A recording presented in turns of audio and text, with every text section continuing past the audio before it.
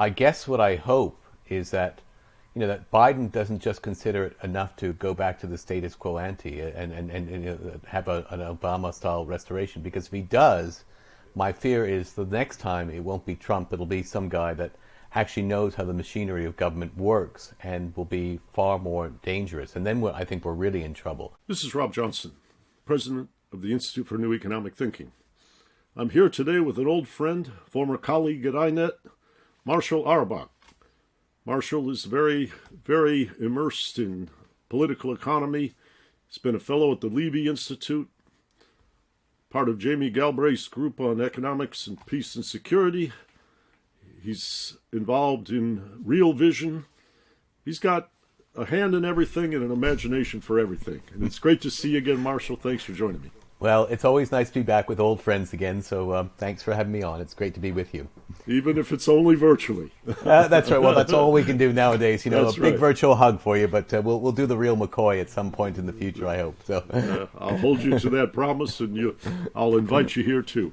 Yeah. So, Marshall, we're standing here in February 2021. Pandemic seems to have intensified. We have a new president. We're 20 days into the first 100 days. Climate change is on the horizon. People are concerned about money in politics and corruption. Our mutual friend Tom Ferguson has been continuing to illuminate the refractory nature of that. But I'm just curious, what are you seeing? What gives you heartburn? What makes you applaud? What are you not seeing that you'd like to tout? Well, I mean, the one thing I am seeing it's just this profound sense of relief everywhere. Like I left the country before Biden came into office, and I mean, the minute I got off the plane in Toronto, I had a COVID test, and I just sort of said, "Oh my God, what it's like to be back in a functional country again," and there's this profound sense of normality. But then the election happened, and of course we had the dramatics of January the 6th, which was the worst. But I mean, since Biden's come in, it's like, oh wow, it's not like a just constant hate fest every day, and the proverbial excrement show. It's just great so in that sense, normality is a good thing. Although the last time we had this return to normalcy, as we called it, we had Warren Harding, and obviously you hope that Joe Biden doesn't become Warren Harding. And I guess in that regard, I've been pleasantly surprised, maybe because I started with such low expectations, but I have been pleasantly surprised with what he's done so far. I mean, I was glad that he rejected Larry Summers' approach on the fiscal stimulus package.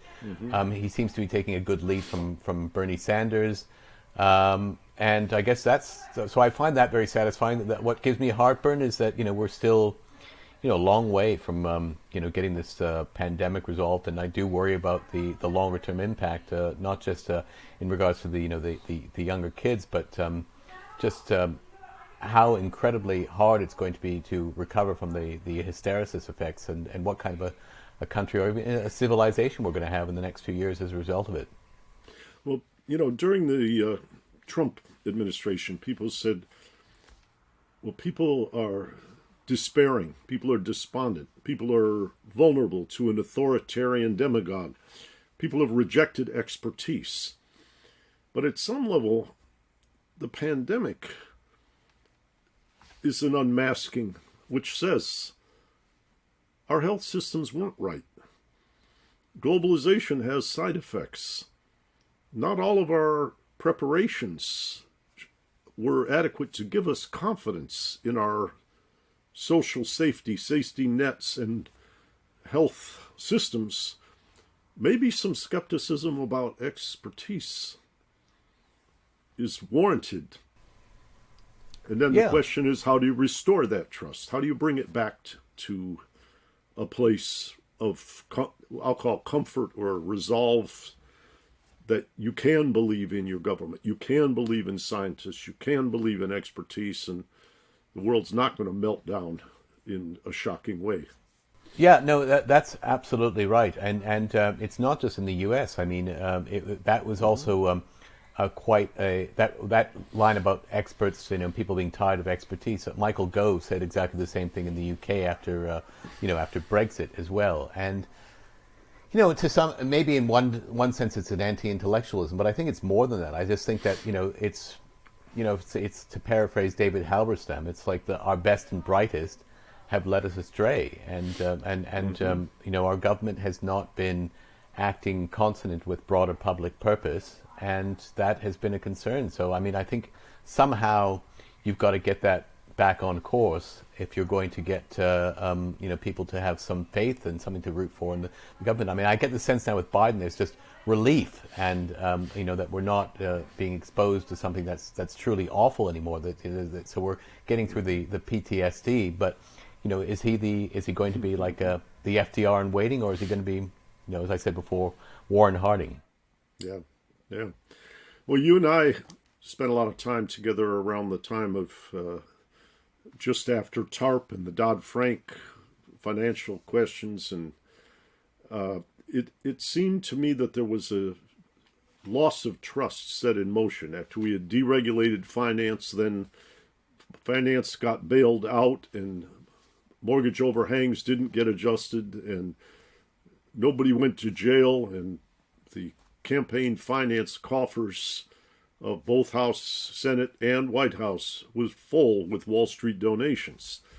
And so the question of rules, regulations, enforcement, appointments, and administration, by I believe it was either late 2010 or early 2011, there was an official who went unnamed on Politico. And he said, I work with Obama, but we can't go back and be like FDR because the people no longer believe in government like they did at the time of Franklin Roosevelt. And my own opinion is Franklin Roosevelt had to chop a lot of wood before that trust was created. But so that's a funny rearview mirror. Yeah. But the point was right after that, a person who was in the arts but very sophisticated named Stuart Zeckman was on a podcast, and he went into the Gallup surveys that showed that liberal progressives didn't trust government. And what he found out was why. They didn't trust government because they thought government had been captured by moneyed interests. Yeah. And all of those elements, what I call the commodification of social design and enforcement, was rampant at the time of the bailouts, unmasked by the bailouts. And it wasn't just academics with weird theories of perfect foresight or whatever in financial markets. It was a deep sense of systemic corruption, and we were looking the other way. Yeah. And I think Zeckman really hit the nail on the head, which is, it's not that government can't be an alternative to unfettered free markets. It's that government that is commodified and captured is not going to be something you can put your faith into. Yeah, I think that's right. And we did talk about this a lot. I remember that we had many nights talking about it. And I remember after that crisis, just thinking, where is all the anger? I just thought, there'd be, the protests, the blood on the streets, sort of the thing that we saw the last couple of years, but it wasn't happening then. And I always said that, Trump was as much a consequence as a cause of that. And I guess what I hope is that, that Biden doesn't just consider it enough to go back to the status quo ante and have an Obama-style restoration. Because if he does, my fear is the next time it won't be Trump, it'll be some guy that actually knows how the machinery of government works and will be far more dangerous. And then I think we're really in trouble. So I think the stakes are still very, very profound. I think, the temptation is just to, have a nap saying, oh, whew, that nightmare's over. But if you don't actually address that. And so in that sense, as I said, Biden came through with what I thought was a fairly bold proposal, but I am concerned that I'm not sure he totally buys it himself. For example, he insisted on having a $15 per hour minimum wage, and now there's reports saying, that he doesn't think he'll get it through, effectively undercutting the proposal. on health insurance.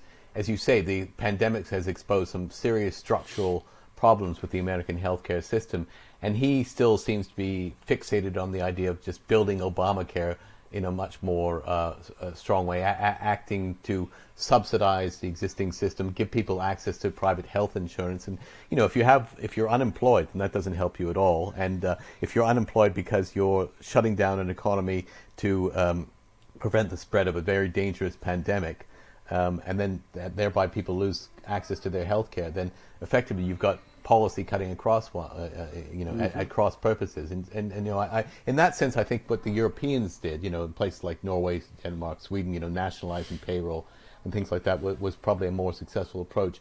And I also think, that what Canada did at the time too, especially when our old friend Chrystia Freeland became finance minister up in Canada, and in her last statement, she came up with a fairly punchy, robust economic plan, and her philosophy was, it's better to do too much than too little, because you can't roll it back. I mean, you can always roll it back by taxation, but you can't get a second crack at the pick at the cherry if you don't get it right the first time. And Biden, to his credit, realizes that. I always got the sense with Obama that he was negotiating against himself. He would always try to be reasonable, and his belief in this faux bipartisanship, which was just he was being played by a lot of these Republicans. In the end, he didn't get an ounce of support from them. So, Biden seems to have learned from that, which is good.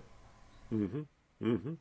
Well, I think you're right that, first of all, the Obama years did, because of the financial crisis and the structure of the bailouts and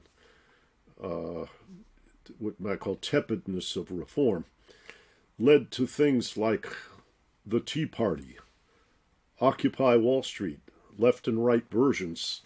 The House shifted to Republican control, then the Senate, and then Donald Trump. So, as you said at the outset, Trump was a symptom of people not feeling. I mean, I'll inject, there was probably an element of racism involved because of Obama's being an African American. Absolutely. But aside from that, there was a sense of the elites came in and used the public treasury after telling us you can't afford school systems and infrastructure and healthcare systems. They codified a healthcare system which did give coverage to people who had none, but did it on the terms that made American health coverage about 40% more expensive than the other OECD countries. With poorer outcomes as well. with the 38th best healthcare system, according to the World Health Organization, in terms of performance, the outcomes you refer to. And at the same time, pharmaceutical prices were unlike any place else on earth. A lot of the research was funded by the public, and the output was private equity firms and pharmaceutical companies making huge windfalls using monopoly power that came from intellectual property rights. And I had the pleasure the other day of watching Peter Orszag, Bob Rubin, and Joe Stiglitz in a debate. I viewed it as a kind of healing of the different wings of the Democratic Party. A truth commission. And what was fascinating was Bob Rubin said, I may be a hawk in the long term, but I've looked at the data on U.S. healthcare in the OECD and its performance. We could get better for lower price and save and give Medicare for all. So he was pitching in to the conversation that we can do better. This is in the United States. But there are a lot of realms, a lot of people talking about the military-industrial complex. Why are we modernizing nuclear arsenals right now? Is that pork, rent-seeking? Or is there some danger that we should be mindful of? I think that's a wide open debate, but it's also, would I say, digging into fiscal capacity that might be used for things like climate change. Yeah, well, I mean, when you're spending 10 times as much as the next 10 countries combined on defense, there's something that's probably not right there. I mean, it's interesting that with the Pentagon, it seems to me that they were the first to really learn how to game the system in the way they were able to secure constant increases in funding. I mean, even in the years during the so-called Cold War dividend, there were never actually cuts in defense expenditure. There was reductions in the rate of growth. Eisenhower warned us Yeah. on the exit ramp of the military-industrial complex. That's Yeah, right. that's right, and they did it very astutely. You know, they would backload the cost of any weapon system, so underestimating it. And then once a certain amount of money would be sunk into it, they would say, "Well, we can't stop now because we've spent X billions of dollars on it." And then they politically engineer it by ensuring that you've got the production done in as many different states as possible, so that if there is some talk about cutting back defense expenditures, they would say, well, it's too bad we're going to have to cut this base, say in Portsmouth, New Hampshire, or somewhere in North Dakota where there's some a lot of good jobs, and you create political pressures that way. And then I think other big entities like pharma, Wall Street, they learned. I mean, they learned that's the way you do it, and they learned that it's a pay-to-play system, and so everybody does it now. There are a lot of folks who thought that the structure of the bailouts after TARP and after the rebellion against the great financial crisis, you would have thought the pandemic would have created a very different structure. And as our mutual friend Dennis Kelleher said, we didn't bail out people, we bailed out assets. Yeah, that's right. And we did it again. And I really thought, I remember thinking that the next time, effectively we did let a good crisis go to waste in 2009, to use Rahm Emanuel's expression. And I thought there's no way that's going to happen again.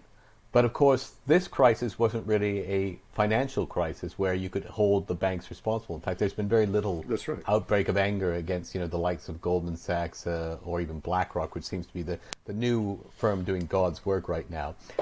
But nonetheless, I just think we've been conned under what I call this collective surgical mask, and everything's been obscured because the government was able to use this pandemic to to shove a lot of money to entities that probably didn't deserve it. You didn't get you didn't really establish any kind of floor for the people, and there was no conditionality tied to any of the funds that were given to a lot of these businesses, like say Boeing. Even before the pandemic, Boeing was making planes that were killing people.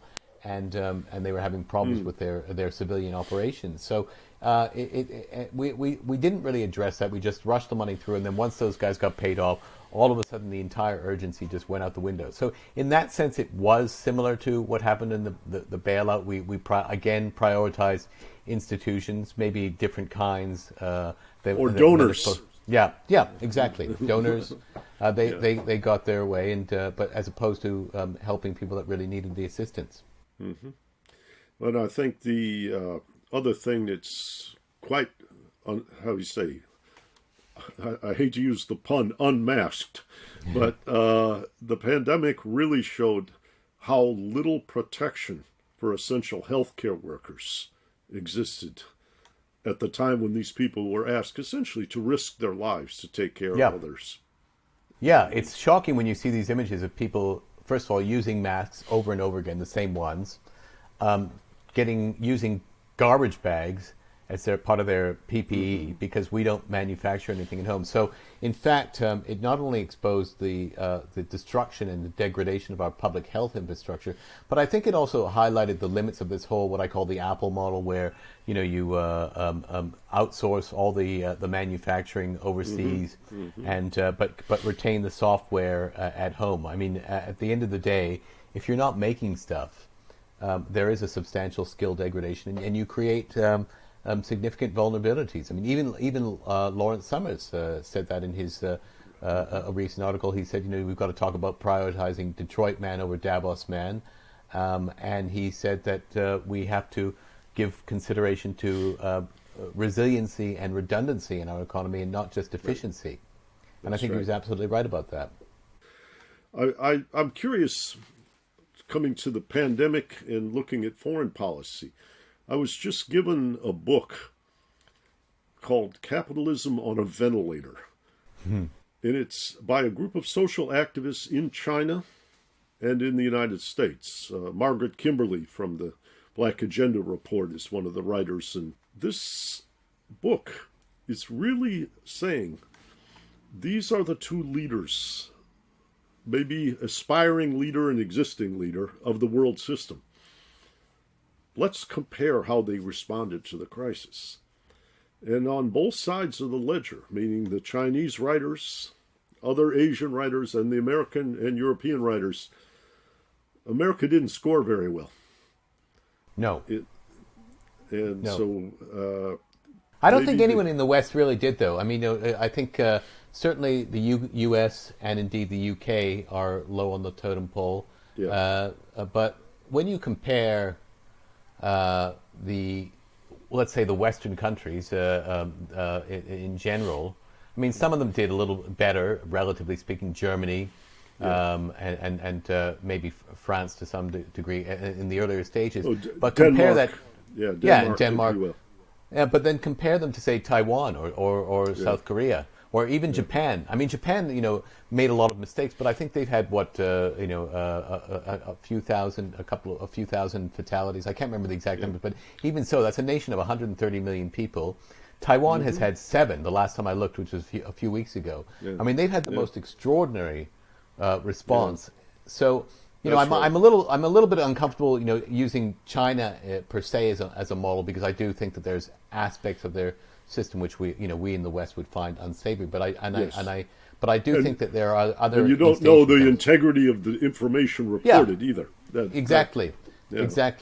But so it's unfortunate that, say, a country like Taiwan, let's call it a country rather than a renegade province, it's done such a marvelous job, and I don't think it's got adequate credit for it. And this is a country that's a vibrant economy, vibrant multi-party democracy, has a woman president, and I think is one of the models. And they clearly learned from the SARS epidemic back in 2003 to 2004. Europe did very, very well in a lot of ways early on, but even places like Germany now, they're starting to run into problems, and I just think that this whole collective austerity that they've had over the past few decades has really undermined their response to the pandemic as well. Mm-hmm.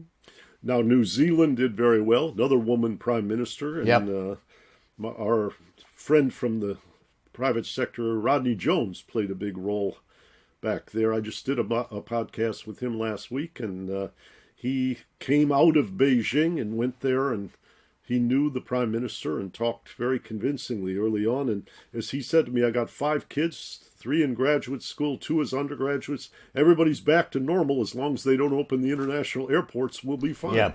Yeah. And that's obviously a problem longer term, I guess. But I wonder whether how long some of these impacts will last. I mean, when this crisis first started, I would have these debates with people saying, well, people always overstate the impacts of these changes, that things could bounce back to what they were before fairly quickly. But occasionally you get these profound events like the Great Depression in the 1930s, which really change behaviors for decades to come. And I wonder whether the pandemic is going to have that kind of an impact, or whether we do go back to some sort of roaring 20s type of ball of hedonism and forget everything about it.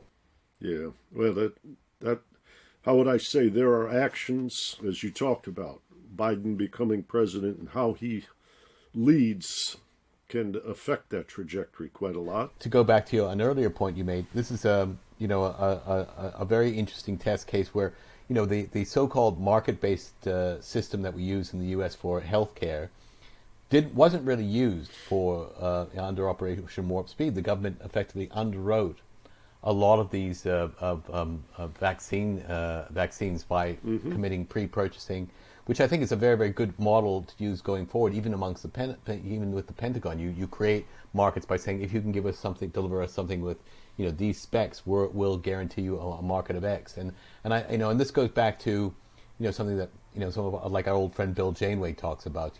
How you need a government not just to be an umpire, but to help establish a platform where you can have a proper degree of national development taking place. And Mariana Mazzucato has also made the same point.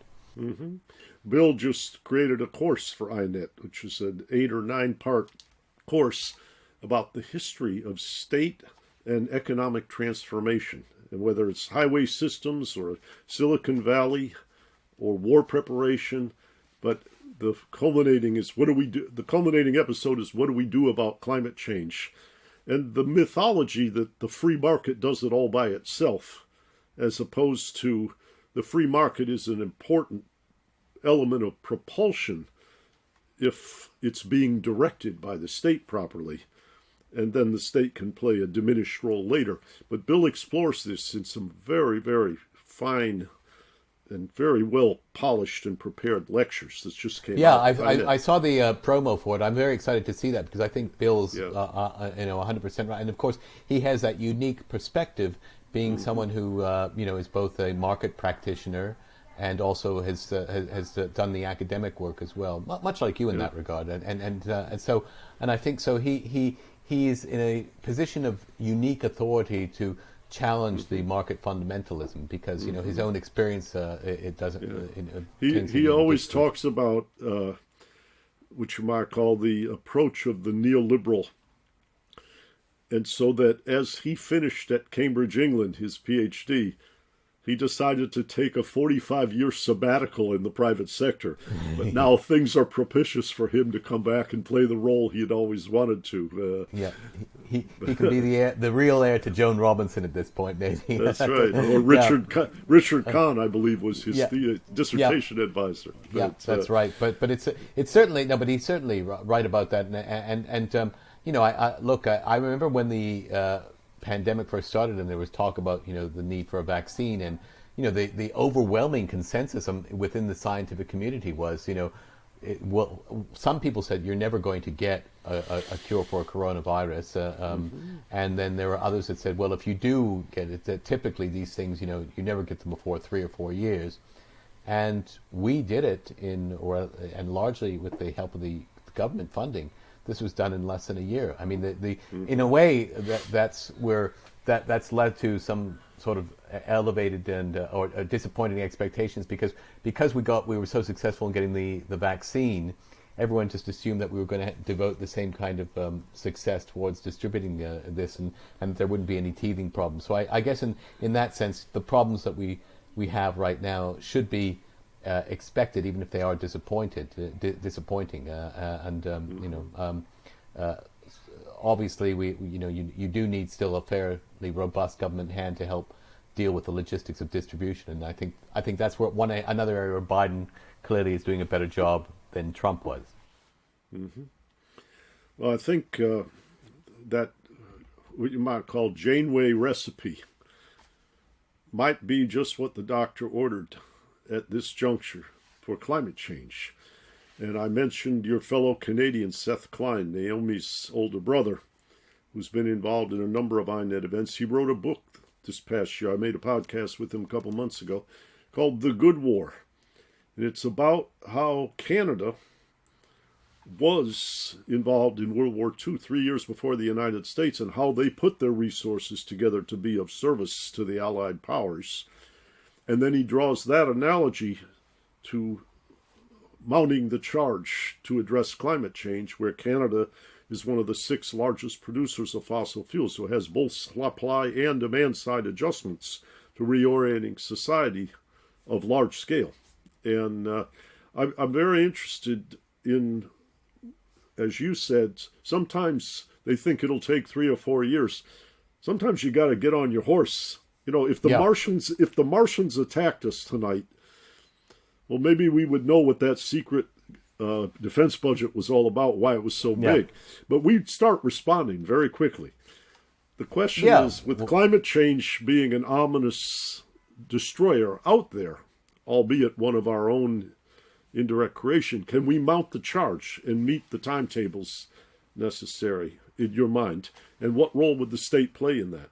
Well, it'll be tough, there's a fine line, because obviously a pandemic in some respects gives you an ideal warning shot, and so there's a sense of urgency that's created.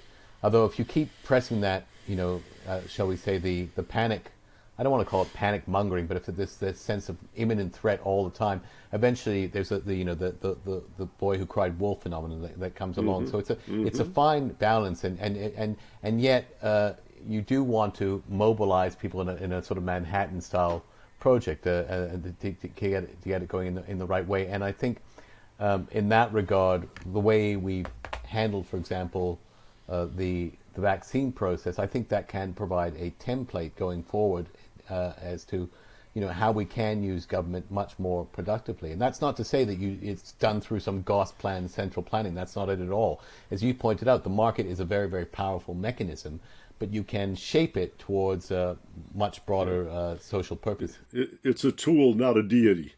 And, no, exactly. Don't tell Milton Friedman that, but no, exactly. That's exactly what it is. And so that's really what we've got to do. And so I don't see why it has to be the vaccinations, the pandemic. Those should be those do create perfect illustrations of what we can do when we do put our funding, our hats together collectively and work towards something like this. And then again, you've got Bernie Sanders as head of the Budget Committee, which at least until the balance of the Senate changes, maybe it won't, maybe it'll change more favorably. Yeah. But I think that's great. I used to work with the Senate Budget Committee. Sure, I remember that, yeah. And you get what I'll call Christmas tree bills, which is often how everything comes together. You've had all these different things, and they've come out of committee and they've stalled. But when you got to put in a coalition near the end of the year to get things through, everybody attaches their Christmas tree ornaments, their favored pork, if you will. And the Christmas tree bill is often shepherded by the head of the Budget Committee. So he can include different kinds of ornaments that give him power. Yeah, I hate to think where we'd be today had we not had that result in Georgia, because it is hard for me to imagine that any of these things that we're now talking about would have actually been possible if Mitch McConnell was still the Senate Majority Leader. I just think you'd have a very, very different state of affairs. Mm-hmm. Mm-hmm. Though he did play a very interesting role in the impeachment hearings. Well, he wanted to have it both ways. People. Yeah, I was vaguely surprised when he came out and subtly dropped hints to the New York Times that he was happy to let this proceed, but yet at the same time he would never go so far. He would only go so far. I mean, at the end of the day, he still voted to acquit Trump of the charges, and if that doesn't rise to the level of high crimes and misdemeanors, then I don't know what the meaning of that phrase is in the Constitution. But so I think, as usual with him, it was opportunistic. I'm more impressed with some of the someone like Mitt Romney, who was pretty truthful and consistent about that all the way through. And when on the videos, you could see that he had to run down the halls of the Capitol to get away from the fray, too. Yeah, exactly. Cut pretty close to the bone for him. It's but I wonder, nonetheless, despite that happening, to me, that one of the more, you asked at the beginning what gives me heartburn, it still disturbs me that after that horrible event, that a large number of House Republicans still we're trying to effectively overturn or undermine the results in various elections, and likewise in the Senate. There wasn't any kind of real, Howard Baker type like there was under Watergate, who was prepared to put country ahead of party. And I don't think that's good, because we can all say, well, it's wonderful the Republicans let them incinerate themselves in a civil war, but it's clearly not healthy for any country to have a one-party state, and you there's arguably already too little competition. You have a corrupt party duopoly, but you do want the two parties to have a competitive system and a marketplace of ideas, and that's not going to happen. Well, the GOP is sort of still part of this Jonestown style death cult. And I think you also want to have a sense of stewardship. If I hope to see one thing, I mean, there's we need a relief bill, we need a public works infrastructure bill, but I would really, there was some talk early on about some significant changes in like the Voting Rights Act and making structural changes to our democratic polity itself, and I think you need to do that to really overcome the impact of money. Voter suppression, gerrymandering, and money in politics have to be changed to make the system responsive. I view it like an engineer. You have feedback when things aren't going right, and you need a corrective feedback loop. And what was happening was that, say, in the advent of globalization, a few people are making a lot of money, or the advent of Silicon Valley's prominence, a few people are making a lot of money. What do? They then lobby Congress to let them keep their money offshore, cut their taxes, and cut rebuilding infrastructure or trade adjustment assistance or whatever that would have reduced their net gains. And when they can exacerbate inequality, the state becomes an accomplice in exacerbating inequality. And it has been, and that has been a real problem. I mean, not just in the U.S. It's happening everywhere. I mean, but that's right. But at some point, you just think. I mean, I think to go back to FDR, when he complained about the economic royalists, he'd explain to those guys, you don't give up a little bit more of that pie, there's not going to be any pie. Eat you for lunch, yeah. Yeah, that's right, and exactly, and people like Bernard Baruch understood that. Yeah. But I think a lot of them didn't, and now I think it's even worse. You can't really think of very many that recognize that the acute threat to their own existence, livelihoods, if they continue down this path. There are some like Nick Hanauer, another friend of mine who has made this observation very astutely. Yeah. And I think his point was that if the discourse and the trajectory has gone so far to the right. If you don't leave people with any kind of a stake in the system, then of course you're going to get more types of events like January the 6th, where people will be exploited by a demagogue, and that's clearly very, very dangerous.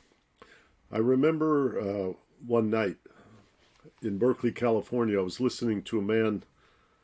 I think his name is Scott Adams. He's the author of the Dilbert cartoon, I believe. Yeah. And he said he had taken a lot of courses in how to